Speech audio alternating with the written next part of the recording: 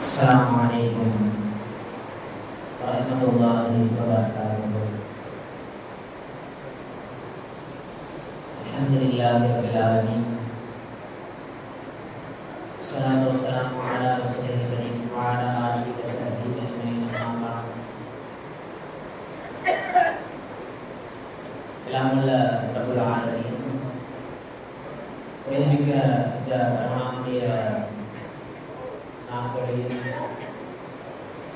நாம் செய்கின்ற அமல்களை எல்லாம் ஏற்றுக்கொள்வானாக. நாம் செய்கின்ற துஆக்களை எல்லாம் அங்கீகரிப்பானாக. ரமணானுடைய நாட்களில் அல்லாஹ் அருளுகின்ற இருக்கின்ற எல்லா செய்திகளையும் பரக்கத்துகளையும் ஞாபகங்களை முழுமையாக அடைந்து அதை அனுபவிக்கக்கூடியவர்களாக அல்லாஹ் நம் அனைவரையும் மாற்றிக் செய்வானாக. ரமணானுடைய நாட்களில் தொழுகையின் வழியாக நாம் ஓதுகின்ற கேட்கின்ற எல்லா இறைவசனங்களுக்கும் நிரப்பமான நற்கூலிகளை நாம் அனைவருக்கும் தந்தது புரிவானாக. ஆமீன். இன்றோடு தொழுகையில் சரியாக 5 ஜுஸுகள் நிறைவு செய்யப்பட்டிருக்கின்றது. சூரத்துல் நிஸா ஆரம்பிக்கப்பட்டு கிட்டத்தட்ட 147 வசனங்கள் ஓதி முடிக்கப்பட்டுள்ளது. இந்த ஓதப்பட்ட வசனங்கள் நிறைய விஷயங்கள் ஓதப்பட்டது. அதில் குறிப்பாக சொல்லணும் அப்படின்னு சொன்னால் தயமம் அப்படின்ற ஒரு விஷயம் இருக்குது. தயமத்தினுடைய அந்த விஷயங்கள் எல்லாம் சட்டங்களாக என்று ஓதப்பட்டது. அதே மாதிரி யாரார் திருமணம் முடிப்பதற்கு தடை செய்யப்பட்டவர்கள் அப்படின்ற விஷயம். இன்னும் குறிப்பாக சொல்லணும் அப்படின்னு சொன்னால் சொத்துரிமை அது சம்மந்தப்பட்ட விஷயங்கள் இன்னைக்கு ஓதப்பட்டது. ஒரு ஆள் மூத்தாயிட்டாங்க அப்படின்னா அவங்க சொத்தை விட்டுட்டு போன அந்த விஷயங்கள் எப்படி எப்படிலாம் பங்கு வைக்கணும் அப்படின்ற அந்த விஷயங்கள் எல்லாம் இன்னைக்கு ஓதப்பட்டது. நிறையா பெண்கள் சம்பந்தமான விஷயங்கள் நிறையா ஓதப்பட்டது. அதில் இன்னைக்கு நாம் பார்க்க இருக்கிற வசனம் என்னன்னு சொன்னால், குர்ஆன்ல அல்லாஹ் தஆலா ஒரு உபதேசம் ஒன்று செய்யலாம். என்ன உபதேசம் அப்படின்னா, வஅபுதுல்லாஹ அல்லாஹ் நீங்கள் வணங்கணும், வலா துஷ்ரிகு பிஹி ஷைஆ அல்லாஹ் தஆலாவுக்கு என்றைக்குமே இணை வைக்கக்கூடாது, வபில் வாலிதைஹி இஹ்சானா நீங்கள் என்ன செய்யணும்னு சொன்னால் உங்கள் பெற்றோர்கள் இடத்துல நல்ல முறையில் நடந்து கொள்ள வேண்டும் அப்படின்னு சொல்கிற ரப்புல் ஆலமீன் அடுத்த ஒரு உபதேசத்தை செய்யலான்னு சொன்னால் வல் ஜாரி தில் குர்பா உங்கள் அண்டைய வீட்டாரோடும் நீங்கள் நல்ல முறையில் நடந்து கொள்ளணும் அப்படின்ற உபதேசத்தை அல்லாஹ் தஆலா செய்யலாம். இப்போ இபாதத்துகள் ஷிர்க்கு சம்பந்தமாக ஈமானுடைய பாடங்கள் பெற்றோர்கள் சம்பந்தமாக உபதேசம் செய்கின்ற ரப்புல் ஆலமீன் இந்த விஷயத்தை அந்த அமல்களோடு சேர்த்து வச்சு அல்லாஹ் தஆலா அண்டை வீட்டாரிடமும் நீங்கள் நல்ல முறையில் நடந்து கொள்ளுங்கள் அப்படின்னு உபதேசம் செய்கிறான். அப்படின்னா இப்போ பக்கத்து வீட்டுக்காரர்கள் அண்டை வீட்டாரிடம் நாம் எப்படி நடந்து கொள்ள வேண்டும் அப்படின்றத நாம் சிந்திச்சு பார்க்கணும். ஏன்னா இன்னைக்கு அந்த சுன்னத்தை நாம் அப்படியே மறந்துட்டோம். அண்டை வீட்டார்கள் ரசூல் ஸல்லல்லாஹு அலைஹி வஸல்லம் அவர்கள் கொடுத்த முக்கியத்துவம், ரசூல் ஸல்லல்லாஹு அலைஹி வஸல்லம் அவர்கள் கற்றுத்தந்த அண்டை வீட்டாரிடம் பேண வேண்டிய முறைகள் எல்லாம் நாம் தெரிஞ்சுக்கணும். ஒரு முஸ்லீம் தன்னுடைய பக்கத்து வீட்டுக்காரரை ஒரு 3 வகையாக பிரிக்குமாறு மார்க்கம் நமக்கு சொல்லித் தருகிறது. முதல் விஷயம் என்னன்னு சொன்னால், பக்கத்து வீட்டுக்காரங்க முஸ்லீமா நம்மளுடைய சொந்தக்காரங்களாக இருந்தாங்க அப்படின்னு சொன்னால் அவங்களுக்கு 3 கடமைகள் இருக்குது நாம் செய்ய வேண்டிய கடமை. அதாவது பக்கத்து வீட்டுக்காரங்க சொந்தக்காரங்களாக இருந்தால் அவங்களுக்கு 3 கடமை நாம் செய்யணும். ஒன்று, முஸ்லீமுக்கு என்னென்ன கடமைகள் எல்லாம் இன்னொரு முஸ்லீம் மீது கடமையோ அதெல்லாம் அவருக்கு நாம் நிறைவேற்றணும். இரண்டாவது, சொந்தக்காரனாக இருக்கிறதுனால சொந்த பந்தம் சம்பந்தப்பட்ட விஷயத்தில் என்னென்ன கடமைகளை எல்லாம் நாம் செய்யணுமோ அதையெல்லாம் அவருக்கு செய்யணும். மூன்றாவதாக, அண்டை வீட்டாருக்கு ஒரு சில கடமைகள் இருக்கு, அதையும் நாம அவருக்கு சரியான முறையில் நிறைவேற்றணும். இது முதல் வகையினர். இரண்டாவது வகையினர் எப்படின்னு சொன்னா, அவர் பக்கத்து வீட்டுக்காரராக இருக்காரு, ஆனால் சொந்தக்காரர் இல்லை, முஸ்லீம். இப்படி ஒரு ஆள் நம்ம வீட்டு பக்கத்தில் இருக்காருன்னு சொன்னால் அவரிடம் 2 கடமைகளை நாம நிறைவேற்றணும். முதல்ல சொன்ன கூட்டத்தார்கிட்ட 3 கடமைகள், சொந்தக்காரர் இருக்கிறதுனால சொந்தக்காரர் அப்படின்ற அந்த கடமையை சேர்த்து நிறைவேற்றணும். இப்போ இந்த 2வது சொந்தக்காரர் கிடையாது, ஆனால் பக்கத்து வீட்டு ஆள் அப்படி முஸ்லீமா இருக்கிறாருன்னா அவருக்கு 2 கடமைகளை நாம் நிறைவேற்றணும். ஒன்று, முஸ்லீமின் மீது இன்னொரு முஸ்லீம் செய்ய வேண்டிய கடமைகள் எல்லாத்தையும் நாம் அவருக்கு சரியாக செஞ்சிடணும். இரண்டாவது, ஒரு ஒரு அண்டை வீட்டாருக்கு என்னென்ன கடமைகள் செய்யணுமோ அதை எல்லாத்தையும் சரியா செஞ்சிடணும். மூணாவதா கிதாபில் எழுதுறாங்க, நம்ம பக்கத்து வீட்டுக்காரரு முஷ்ரிக்கா இருக்கிறார், இணை வைப்பாளரா இருக்கிறார் அப்படின்னு சொன்னா அவருக்கும் நாம் செய்ய வேண்டிய கடமை இருக்குது. என்னன்னு சொன்னா கிதாபில் எழுதுறாங்க, அவர் முஷ்ரிக்காகவே இருந்தாலும் இணை வைப்பவராகவே இருந்தாலும் அவருக்கு அண்டை வீட்டாருக்கு நீங்கள் செய்ய வேண்டிய கடமையை நீங்கள் சரியான முறையில் நிறைவேற்ற வேண்டும் அப்படின்னு மார்க்கம் நமக்கு சொல்லித்தரு. ஹதீஸ்ல அதனால ரசூல் ஸல்லல்லாஹு அலைஹி வஸல்லம் இப்படி சொல்லியிருக்கிறாங்க, ஜிப்ரீல் அலைஹிஸ்ஸலாம் அவங்க அண்டை வீட்டார் குறித்து அவ்வளவு உபதேசங்களை ரசூல் ஸல்லல்லாஹு அலைஹி வஸல்லம் அவங்கள்ட்ட சொல்லிக்கிட்டே இருப்பாங்களாம். எந்த அளவுக்குன்னு சொன்னா பக்கத்து வீட்டுக்காரராக இருந்தாலும் சொத்துல வாரிசுரிமையை கோருகிற அளவுக்கு அல்லது நம்ம சொத்துல இருந்து பங்கு கொடுக்கின்ற அளவிற்கு அவருக்கு செய்ய வேண்டிய கடமைகள் இருக்கும் என்பதாக நான் பயந்து விடுவேன் அப்படின்ற அளவுக்கு ஜிப்ரீல் அலைஹிஸ்ஸலாம் அவர்கள் அண்டை வீட்டாரிடம் பேண வேண்டிய ஒழுங்குமுறைகள் குறித்து ரசூல் ஸல்லல்லாஹு அலைஹி வஸல்லம் அவர்களுக்கு சொல்லிக் கொடுத்திருக்கின்றார்கள். நம்மளுடைய ஈமான் எப்படி நிறைய விஷயங்களை அளவுகோலாக வைத்து நம்முடைய ஈமான் அல்லாஹ் தஆலாவின் முன்னிலையில் நிர்ணயிக்கப்படும். அதுல ஒண்ணு, யார் தன்னுடைய அண்டை வீட்டாருக்கு பாதுகாப்பு அளிக்கின்ற நபராக இருக்கின்றாரோ அல்லது அண்டை வீட்டாருக்கு பாதுகாப்பு அளிக்காத வரை உங்களில் ஒருவர் முஃமினாக ஆக முடியாது அப்படின்னு நாங்கள் ரசூல் ஸல்லல்லாஹு அலைஹி வஸல்லம். ஏன்னா இன்னைக்கு நம்ம வீடுகளுக்குள்ள நடக்கிற பிரச்சனை தாண்டி பக்கத்து வீடு அல்லது முன்னாடி இந்த சைடு இருக்க வீடு இந்த சைடு இருக்கிற வீடு இவர்களுக்கு மத்தியில் அதிகமான பிரச்சனைகளை கொண்ட சமூகமாக நம்ம சமூகம் மாறிடுச்சு. இப்னு மஸ்ஊத் ரலியல்லாஹு தஆலா அப்படின்னு சொல்லக்கூடிய சஹாபி, அந்த சஹாபிட்ட ஒரு ஆள் சொல்றாங்க, இந்த மாதிரி என் பக்கத்து வீட்டுக்காரரு எனக்கு ரொம்ப கஷ்டம் கொடுக்குறாரு, ரொம்ப தொல்லை தராரு, ஏன் பக்கத்து வீட்டுக்காரர், இப்போ நான் என்ன செய்யணும் அப்படின்னு இப்னு மஸ்ஊத் ரலியல்லாஹு தஆலா இந்த சஹாபிட்ட ஒரு ஆள் கேட்கும் பொழுது அந்த சஹாபி சொல்றாங்க, ஃபீ அஸல்லாஹு ஃபீக, எப்போ அல்லாஹ் விஷயத்துல அவர் உனக்கு மாறு செய்பவராகவே இருந்தாலும் நீ அவருடைய அவரோட நீ நடக்கிற விஷயத்துல நீ அல்லாஹ்வை என்ன செஞ்சுக்க, பயந்துக்க.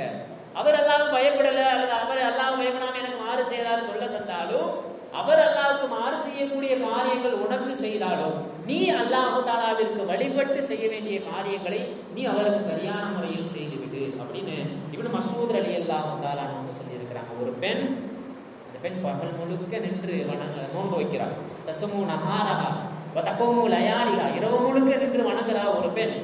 ஆனா வதூதி ஜாரஹா, அந்த பெண் என்ன செய்றா, தன்னுடைய அண்டை வீட்டாருக்கு நோவினை கொடுக்கக்கூடிய பெண்ணாக இருக்கிறார். பகல் முழுக்க நோன்பு, இரவு முழுக்க இபாதத்து. அப்படி செஞ்சும் அண்டை வீட்டாருக்கு நோவினை தரக்கூடிய பெண்ணாக ஒரு பெண் இருந்தால் ரசூல் ஸல்லல்லாஹு அலைஹி வஸல்லம் அவங்க சொல்லி இருக்கிறாங்க, இயஃபின்னார், அந்த பெண் நரகத்தில் இருப்பாள் அப்படின்னு ரசூல் ஸல்லல்லாஹு அலைஹி வஸல்லம். என்ன கடமைகள் அண்டை வீட்டார் பக்கத்து வீட்டுக்காருக்கு நம்மளுடைய கடமைகள் என்ன அப்படின்னா நிறைய எழுதுறாங்க கிதாபுகள்ல. முதல்ல நம்ம அண்டை வீட்டாருக்கு அதிகமாக சலாம் சொல்லக்கூடியவர்களாக நாம் இருக்கணும். பக்கத்து வீட்டுக்காரங்கள்ட்ட அதிகமாக சலாம் சொல்லணும். லா யுத்தீருல் கலாம, பக்கத்து வீட்டுக்காரங்கள்ட்ட உட்காந்து ரொம்ப நேரம் பேசக்கூடாது. பேச்சை அவங்களோட சுருக்கி கொள்ள வேண்டும். எதை பேசணுமோ அதை மட்டும்தான் அவங்க பக்கத்து வீட்டுக்காரங்கள்ட்ட பேசணும். வலாய்க்கு சிறு சுவால ஐந்தவும், தேவையில்லாத கேள்விகளை கொண்டு போய் பக்கத்து வீட்டுக்காரங்கள்ட்ட கேட்டுக்கிட்டு இருக்கக்கூடாது. அதே மாதிரி ஃபைன் மறையில அவர் நோய்வாய்ப்பட்டா அவர்கிட்ட போய் நலம் விசாரிக்கணும். அவர் ஏதாச்சும் சோதனையில் அவர் சிக்குண்டா, ஏதோ ஒன்று திடீர்னு ஏதோ முசீபத் அவருக்கு வந்துருச்சுன்னு சொன்னா அந்த முசீபத்தில் ஆறுதல் சொல்லக்கூடியவர்களாக அண்டை வீட்டார் இருக்கணும். அதே மாதிரி அவருடைய வீடுகளில் நடக்கக்கூடிய நல்லது கெட்டதில் நம்மால முடிஞ்ச அளவுக்கு என்ன செய்யணும்னு சொன்னால் அந்த உதவிகளை பக்கத்து வீட்டுக்காரங்களுக்கு செய்யணும். அதே மாதிரி அவருடைய வீட்டில் அவருடைய மானத்தை பாதுகாக்கின்ற பொறுப்பு வீட்டாருக்கு மட்டுமல்ல அண்டை வீட்டாருக்கும் இருக்கிறது அப்படின்னு ஹதீஸ்ல எழுதுறாங்க. இன்னைக்கு நம்ம என்ன செய்யறோம், நம்ம வீட்டு பக்கத்துல ஏதாச்சும் ஒரு விஷயம் நடந்துருச்சு அப்படின்னு சொன்னா அது நம்ம காதுக்கு வரும் பொழுது நம்ம கொண்டு போய் 4 பேர்கிட்ட சொல்லலைன்னா நமக்கு தூக்கம் வராத ஒரு சூழல் நம்மள்கிட்ட உருவாகிருச்சு. அப்ப முழுக்க முழுக்க அவருடைய மானத்தை மறைக்கக்கூடியவங்களா அண்டை வீட்டார் இருக்கணும். பார்வையை தாழ்த்தக்கூடியவங்களா, வீட்டுல சும்மா போய் நம்ம பார்வையில் அங்கங்கன்னு பக்கத்து வீட்டுல போய் பார்த்துக்கிட்டு இருக்கக்கூடாது. அவருக்கு உதவி செய்யக்கூடியவர்களா இருக்கணும். தேவையில்லாம நம்ம அண்டை வீட்டாருக்கு இந்த விஷயங்கள் எல்லாம் இது எல்லாம் ரசூல் ஸல்லல்லாஹு அலைஹி வஸல்லம் ஹதீஸ்ல இருந்து இமாம் பெருமக்கள் எல்லாம் சொல்லிட்டு இந்த விஷயங்களை ஒரு மனிதன் தன்னுடைய அண்டை வீட்டாருக்கு சரியான முறையில் நிறைவேற்றாமல், இதெல்லாம் கடமை, இதெல்லாம் செய்யாம ஒரு மனிதன் அண்டை வீட்டாருக்கு நோவினை தந்தால், இந்த கடமையெல்லாம் நிறைவேற்றினா அவருக்கு ஏதாச்சும் ஒரு வகையில தொந்தரவா போயிடும். இந்த மாதிரி தொந்தரவு செய்யக்கூடிய மனிதனாக ஒரு முஃமின் இருந்தால், ஹதீஸ்ல வருது, ரசூல் ஸல்லல்லாஹு அலைஹி வஸல்லம் சொன்னாங்க, ஹர்ரமல்லாஹு அலைஹி ரீஹுல் ஜன்னா வ மஅவாஹுன் நார். அல்லாஹ் தஆலா அந்த மனிதனுக்கு சொர்க்கத்தின் வாடையை நுகர்வதை அல்லாஹ் தஆலா ஹராமாக்கி இருக்கிறான் அப்படின்னாங்க ரசூலுல்லாஹி ஸல்லல்லாஹு அலைஹி வஸல்லம். நாளைக்கு மறுமையில அல்லாஹ் தஆலா விசாரிப்பான், எல்லாத்தையும் விசாரிப்பான். ஆனால் பக்கத்து வீட்டுக்காரன்ட்ட போய் விசாரிக்கும் பொழுது எப்படி நம்ம வீட்டில் இருக்கக்கூடியவங்கள்ட்ட சரியான முறையில் கடமைகளை நிறைவேற்றுறோமா அப்படின்னு அல்லாஹ் தஆலாட்ட கேட்பான். இப்போ உன் பையன்கிட்ட நீ சரியாக நடந்துக்கிட்டியா, உன்னுடைய மனைவிட்ட உன்னுடைய கணவர் நீ சரியாக நடந்துக்கிட்டியா அப்படின்னு எப்படி குடும்பத்தில் உள்ளவர்களிடத்தில் விசாரிப்பானோ அதே போன்ற விசாரணை நாளைக்கு மறுமையில அண்டை வீட்டாரிடத்திலும் விசாரிப்பான் அப்படின்னாங்க ரசூலுல்லாஹி ஸல்லல்லாஹு அலைஹி வஸல்லம். அந்த நோவினை கொடுக்குறாரு இல்லையா, நம்ம சரியாக தான் இருக்கிறோம், ஆனால் பக்கத்து வீட்டுக்காரன் சரியில்லை, நான் என்னுடைய விஷயத்தில் கரெக்டாக தான் இருக்கிறேன், ஆனால் பக்கத்து வீட்டுக்காரன் எனக்கு தொந்தரவு தந்தும் அந்த தொந்தரவின் மீது ஒரு மனிதர் பொறுமையாக இருந்தால், நான் சரியா இருக்கிறேன் ஆனால் பக்கத்து வீட்டுக்காரன் எனக்கு தொந்தரவு கொடுத்துக்கிட்டே இருக்கான், அந்த தொந்தரவில் ஒரு மனிதன் பொறுமையாக இருந்தால் ரசூல் ஸல்லல்லாஹு அலைஹி வஸல்லம் சொல்லியிருக்கிறாங்க, யக்ஃபீல்லாஹு இய்யாஹு பிஹயாத்தில் முமாதி, அவருடைய ஹயாத்து முழுக்க அவருடைய மரணத்திற்கு பின்னாலும் நடக்கக்கூடிய விஷயங்களுக்கு அல்லாஹ் பொறுப்பேற்றுக் கொள்கிறான் அப்படின்னாங்க ரசூலுல்லாஹி ஸல்லல்லாஹு அலைஹி வஸல்லம். அந்த அளவுக்கு அல்லாஹ் தஆலா அந்த அண்டை வீட்டாருக்கு செய்ய வேண்டிய இந்த கடமைகளை இந்த இஸ்லாமிய மார்க்கத்தில் வலியுறுத்தி சொல்லியிருக்கிறான். இமாம் அபூ ஹனீஃபா ரஹ்மத்துல்லாஹி அலைஹி அவங்க இரவு நேரத்தில் நின்று தொழுவாங்க. அப்போ எப்போலாம் இமாம் அபூ ஹனீஃபா ரஹ்மத்துல்லாஹி அலைஹி நின்று தொழ ஆரம்பிக்கிறாங்களோ அப்போலாம் பக்கத்து வீட்டுக்காரர் என்ன செய்வானா, இசை கருவிகள் எடுத்துக்கொண்டு வந்து இசைச்சிக்கிட்டு இருப்பான். மியூசிக் சவுண்டு வரணும், அவங்க தொழிலை டிஸ்டர்ப் பண்ணணும் அப்படின்றதுக்காக வேண்டி எப்போவுமே என்ன செய்வானா, எப்போ தொழில் நிற்கிறாங்களோ அப்போ வந்து மியூசிக்கை வாசிக்க ஆரம்பிச்சிடும். ஒரு நாள் அபூ ஹனீஃபா ரஹ்மத்துல்லாஹி அலைஹி தொழில் நிற்கும் போது அந்த சவுண்டு வரலை. அபூ ஹனீஃபா ரஹ்மத்துல்லாஹி அலைஹி பார்க்குறாங்க, போய் பார்த்தா வீடு பூட்டி இருக்கு. இப்போ என்னன்னு விசாரிக்கும் பொழுது இவங்களை டிஸ்டர்ப் பண்ணதுனால, விவாதத்தில் டிஸ்டர்ப் பண்ணதுனால என்னாச்சுன்னு சொன்னால் அந்த அரண்மனையிலிருந்து ஆட்கள் வந்து இவரை கைது செஞ்சுட்டு போயிட்டாங்க. கைது செஞ்சு சிறையில் அடிச்சிட்டாங்க. போன அபூ ஹனீஃபா ரஹ்மத்துல்லாஹி அலைஹி அந்த ஆட்சியாளனுடைய அரண்மனைக்கு போகிறாங்க. போகும்பொழுது இவன் ஓரமணிக்க வச்சு நிப்பாட்டி இருக்கிறாங்க. போனால் அங்கே போகும்பொழுது ஆட்சியாளர் எழுந்து வந்து நேராக அபூ ஹனீஃபா ரஹ்மத்துல்லாஹி, ஏன்னா மிகப்பெரிய மாமேதை, சட்ட மாமேதை, ஹனஃபி மதுஹபுகளுக்கெல்லாம் நமக்கு சட்டங்களை வகுத்து தந்த இமாம். அப்போ அவங்க வர்றதை பார்த்தோன்னா அரசர் எந்திரிச்சு ஓடி போய் கையை பிடிச்சிட்டு, ஏன் நீங்கள் இங்கே வந்திருக்கிறீங்க, உங்களுக்கு ஏதாச்சும் தேவைன்னு சொன்னால் அங்கே சொல்லி அனுப்பிடுங்க, நான் உங்கள் வீட்டுக்கு கொண்டு வந்து சேர்த்துருப்பேன்.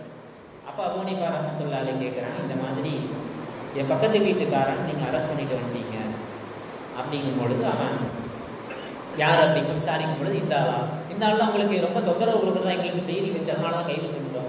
இல்லை, அவரை நீங்கள் விடுதலை செய்ய வேண்டும், அவருடைய தவறுகளை நான் மன்னித்து விடுகிறேன் அப்படின்னு அபூ ஹனீஃபா ரஹ்மத்துல்லாஹி அலைஹி அவர்கள் மன்னிக்க அந்த மனிதன் மனம் திருந்தி எந்த அளவுக்கு இபாதத்திற்கு தொந்தரவுகள் கொடுத்தானோ பின்னொரு காலத்தில் ஃபிக்ஹ் கலையினுடைய, இஸ்லாமிய சட்ட கலையினுடைய மிகச்சிறந்த அறிஞராக கூஃபா அப்படின்னு சொல்லக்கூடிய நகரத்தில் அந்த மனிதர் மாறினார் அப்படின்றதாக வரலாறுகளில் எழுதுகிறாங்க.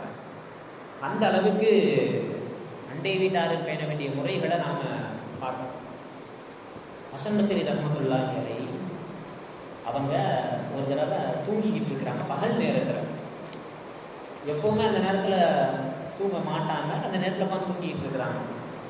அப்போ அவருடைய மாணவர் வந்து கேட்குறாங்க, இந்த மாதிரி ஏன் இந்த நேரத்தில் தூங்கிக்கிட்டு இருக்கீங்க அப்படிங்கும் பொழுது, இல்லை 1.5 வருஷமாக நான் இந்த நேரத்தில் தான் தூங்கிக்கிட்டு இருக்கிறேன். இது 1.5 வருஷமாக இந்த நேரத்தில் நைட்டு தூங்கலை, பகலில் தூங்கிக்கிட்டு இருக்கிறாங்க. 1.5 வருஷமாக இந்த நேரத்தில் ஏன் தூங்கிக்கிட்டீங்க அப்படிங்கும் பொழுது, அப்போ பிஜாரி என் பக்கத்து வீட்டில் ஒரு வாத்து ஒன்று இருக்குது என் பக்கத்து வீட்டில், அதில் நான் எதிர்ப்புனி ஆனால் என்னைய வந்து அந்த வாத்து வந்து தூங்க விடாமல் அடுக்கு, எப்போ பார்த்தாலும் என் வீட்டுக்குள்ளே வந்து சத்தம் போட்டுக்கிட்டே இருக்குது. அதனால் நைட்டு அந்த நேரத்தில் தூங்க வேண்டிய நேரத்தில் என்னால் தூங்க முடியலை. அப்போ இந்த நேரத்தில் என்னால் தூங்க முடிய சூழல் வந்துருச்சு அப்படின்னா அவர் மாணவர் நேராக போய் அந்த வாத்துடைய ஓனர்கிட்ட போய் சண்டை போடுறாரு. நீங்கள் எப்படி என்னுடைய ஆசிரியரை வந்து தூங்க விடாமல் 1.5 வருஷம் அவங்க வந்து இந்த மாதிரி தூங்காமல் இருந்திருக்கிறாங்க அப்படின்னா அந்த ஓனர் என்ன செஞ்சிடறாருன்னா வாத்தை அறுத்துடுறாரு.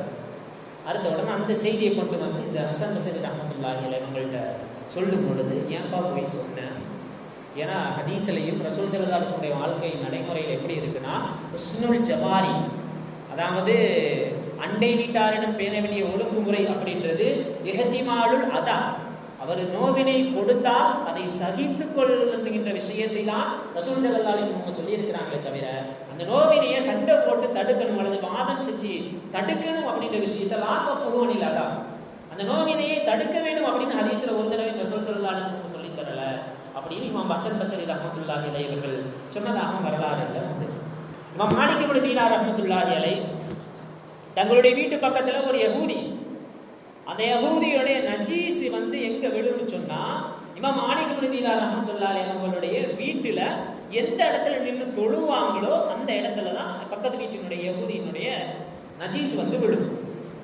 இவங்க என்ன செய்யறாங்கன்னா பகல் முழுக்க ஒரு பக்கெட்டை வச்சிருவாங்க அந்த இடத்துல, ஃபுல்லானோம்னா இரவு நேரத்தில் அந்த நஜீஸை கொண்டு போய் வெளியே கொட்டக்கூடிய ஒரு சூழல். மாலிக் இப்னு தீனார் ரொம்ப நாளாக இதை பண்ணிக்கிட்டே இருக்கிறாங்க. ஒரு நாள் நைட்டு வெளியே வந்த யஹூதி பார்க்குறான், மாலிக் இப்னு தீனார் ரஹ்மத்துல்லாஹி அலைஹி நைட்டு நேரத்தில் நஜீஸ் சுமந்து வெளியே கொண்டு போய் கொட்டும் பொழுது பார்க்குறேன், இது நம்ம வீட்டிலேருந்து வந்த இதாச்சு குப்பையெல்லாம். அப்போ என்னென்ன மாலிக் இப்னு தீனார் ரஹ்மத்துல்லாஹி அவங்கள்ட்ட கேட்கும் பொழுது அப்போ அந்த மாதிரி சொல்கிறாங்க, இப்போ ரொம்ப நாளாக இப்படித்தான் நான் தொழக்கூடிய இடத்துல இந்த மாதிரி உன் வீட்டிலேருந்து குப்பை நஜீஸ் எல்லாம் கொண்டு வந்து கொட்டப்படுது. நான் பகல் நேரத்தில் போனால் யாருக்காச்சும் தெரிஞ்சு ஒன்றை எதுவும் சண்டை போட்டுருவாங்களோ அப்படின்ற ஒரு எண்ணத்தில் நான் என்ன செய்யறேன்னு சொன்னால் யாருக்கும் தெரியாமல் இரவு நேரத்தில் கொண்டு போய் அந்த நஜீஸை நான் வெளியே கொட்டிட்டு வரேன் அப்படின்னு உடனே அந்த யஹூதி இமாம் மாலிக் இப்னு தீனார் ரஹ்மத்துல்லாஹி அவங்களை கையை பிடிச்சி இதுவரைக்கும் இன்ன தீன உங்களுடைய மார்க்கம் இபகிரு ஐந்தி மின் சாயிரிக்குமா, எல்லா மார்க்கத்தை விட எனக்கு அதிகமாக கோபப்படுத்தக்கூடிய மார்க்கமாக நீங்கள் பின்பற்றி வந்த இஸ்லாமிய மார்க்கம் இருந்தது. எப்போ இந்த செயலை நீங்க செஞ்சு நான் பார்த்துட்டோம், உலகத்தில் இருக்கக்கூடிய எல்லா மார்க்கங்களையும் விட இஸ்லாமிய மார்க்கம் எனக்கு மிகவும் பிரியமான மார்க்கமா இப்போ ஆகிருச்சு. அதனால அஷ்ஹது அல்லா இலாஹ இல்லல்லாஹ் அப்படின்ற கலிமாவை சொல்லி அந்த யஹூதி இஸ்லாத்தை ஏற்றதாக வரலாறுகள்ல உண்டு. அந்த அளவிற்கு இப்னு அப்பாஸ் ரலியல்லாஹு தஆலா சொல்லுவாங்க, ஆரம்ப காலகட்டத்தில் ஜாஹிலியாக்கள் மடமை காலத்துல ஒரு குணம் இருந்துச்சு. அந்த குணத்துக்கு சரியான தகுதியுடையவர்கள் யாருன்னா முஸ்லீம்கள் தான். ஆனா பிற்காலத்துல அந்த குணம் இல்லாம போயிடும் அப்படின்னு நாங்கள் சொல்றது இப்னு அப்பாஸ் ரலியல்லாஹு. என்னன்னு கேட்கும் பொழுது ஆரம்ப காலத்துல இருந்து ஒரு அண்டை வீட்டார் ஏதாச்சும் சோதனையில கஷ்டத்துல வந்துட்டாருன்னு சொன்ன கடனா இருந்தா கூட சுத்தி இருக்க வீட்டுக்காரங்களாம் என்ன செய்வாங்க, அவருடைய கடனை அவர் நீக்குவதற்கு உதவி செய்து முழுக்க முழுக்க அவருடைய கஷ்டத்துல இருந்து கடன்ல இருந்து வெளிக்கொண்டு வருகின்ற எல்லா முயற்சியையும் என்ன செய்வாங்கன்னு சொன்னா அண்டை வீட்டார்கள் செய்வாங்க. எப்ப ஜாஹிலியா காலத்துல, இஸ்லாம் வருவதற்கு முன்னிலிருந்தே இந்த பழக்கம் இருந்து வந்தது. ஆனால் இந்த பழக்கத்திற்கு முழுக்க முழுக்க தகுதியானவர்கள் முஸ்லீம்கள். ஆனா பின்னொரு காலத்துல இதெல்லாம் காணாம போயிடும் அப்படின்னாங்க இப்னு அப்பாஸ் ரலியல்லாஹு தஆலா. ஒரு 10 குணம் இருக்குது. இந்த 10 குணம் ஒரு மனிதனிடத்தில் இருந்தால் மிகவும் மோசமான குணமாக அல்லது மோசமான மனிதனாக அந்த மனிதன் பார்க்கப்படுவான். முதல் மனுஷன் யாருன்னு சொன்னா எதுபோலி நர்சி, ஒரு ஆள் இருக்கிறான், இந்த பழக்கங்கள்லாம் நம்மகிட்ட இருந்துச்சுன்னா நம்ம களையக்கூடிய முயற்சியில் எடுக்கணும். ஒரு ஆள் இருக்கிறான் எதுபோலி நர்சி, அவன் என்ன செய்யறான், துவா செய்யறான். ஆனா அவனுக்கு மட்டும்தான் துவா செய்யறான். வலா எதுபோலி வாலிலேஹி வலா சாயில் மினி, ஒரு மனுஷன் அவன் துவா செய்யறான், அவனுக்கு மட்டும் தான் துவா செய்யறான். ஒரு நாள் அவங்க பெற்றோர்களுக்கோ அல்லது மற்ற முஃமின்களுக்கோ ஒரு மனுஷன் துவா செய்யல அப்படின்னு சொன்னா அவன் தான் இருக்கிறதுலே மோசமான மனிதன். இரண்டாவது சொல்றாங்க குர்ஆன். குறைந்தபட்சம் ஒரு மனிதன் குர்ஆனிலிருந்து ஒரு நாளைக்கு குறைந்தபட்சம் 100 ஆயத்தையாவது ஒரு நாள் கூட ஓதாமல் அவனுடைய நாள் கழிகிறது என்று சொன்னால் அவன் தான் மோசமான மனுஷன் அப்படின்றாங்க. மூன்றாவதாக ஒரு மனுஷன் பள்ளிக்கு வர்றான், தஹலல் மஸ்ஜித, பள்ளிக்குள்ள நுழையிறான், வலம் இசல்லி ரக்காது, ஒரு 2 ரக்காத்து கூட தொழாம சும்மா பள்ளிக்குள்ள வந்துட்டு வெளியே போறான் அப்படின்னு சொன்னா இதுவும் மனிதர்களுக்கு இருக்கக்கூடிய மோசமான குணம்ன்றாங்க. பள்ளிவாசல்களை வந்தால் குறைந்தபட்சம் 2 ரக்காத்தாவது தொழுது விட்டு அவன் வெளியே செல்லவில்லை என்றார். வெளியே போகலன்னா தொழலன்னா ஃபதாலிக மினல் ஜுஃபா, இது மோசமான குணம். அடுத்து எழுதுறாங்க, ஒரு ஊர்ல ஒரு மனுஷன் இருக்கிறான், அந்த மனுஷன் மர்ர அலைஹில் மகாபிர, ஒரு கபிரிஸ்தானை கடந்து போறான். வலம் இசல்லி அலல் மையீதி, அங்க அடங்கி இருக்கக்கூடியவர்களுக்கு அவன் சலாம் சொல்லல.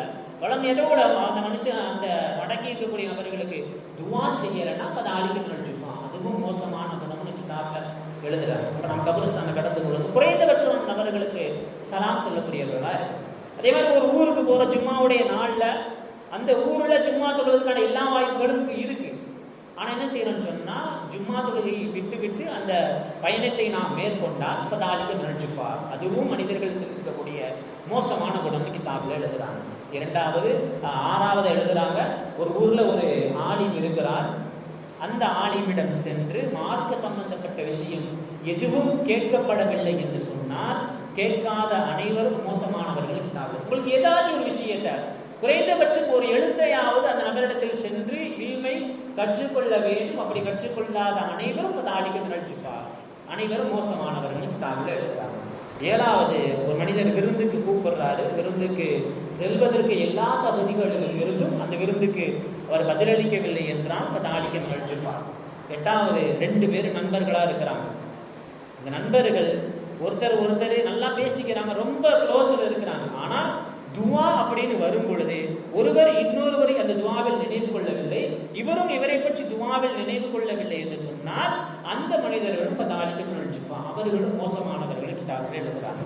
9வதாக, ஒரு வாலிபர் அவர் தன்னுடைய வாலிபத்தை முழுக்க வீணடித்து விட்டு வாலிபம் நெருங்குகின்ற பொழுது அல்லாஹ்வின் பக்கம் திரும்புகிறார் என்று சொன்னால் அதுவும் மோசமான குணம். 10வதா எழுதுறாங்க, ரஜுலுன், ஒரு மனிதன், ஷபானும், வயிறு நிரம்பி இருக்குது, அவனுக்கு நல்ல உணவு சாப்பிட்டு வயிறு நிரம்பி இருக்கக்கூடிய மனிதன், வஜாரும், ஆனால் அவன் பக்கத்து வீட்டுக்காரன் ஜவ்வானும், பக்கத்து வீட்டுக்காரன் பசியோடு இருக்கிறான், ஆனால் இவன் மட்டும் வயிறு நிறைய சாப்பிட்றான் அப்படின்னு சொன்னால் இப்போ நாளைக்கு நிரல்ஜுஃபா, இதுவும் மோசமான குணம் அப்படின்னு சொல்லிட்டு கிதாபில் இமாம் பெருமக்கள் எழுதுகிறாங்க.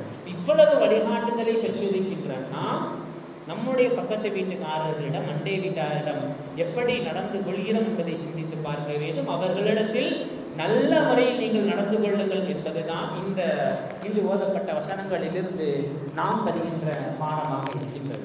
எல்லாம் வல்ல ரப்பல் ஆலமீன் இதுபோன்ற ஆயத்துகள் சொல்லித்தரக்கூடிய பாடங்களையும் படிப்பினைகளையும் தெரிந்து அதன்படி அமல் செய்யக்கூடிய பாக்கியத்தை அல்லாஹ் தஆலா மனிதர்களுக்கு தந்தல் புரிவானாக. வஹர் தஅவானா அல்ஹம்துலில்லாஹி ரப்பில் ஆலமீன். அஸ்ஸலாமு அலைக்கும் வரஹ்மத்துல்லாஹி வபரகாத்துஹு.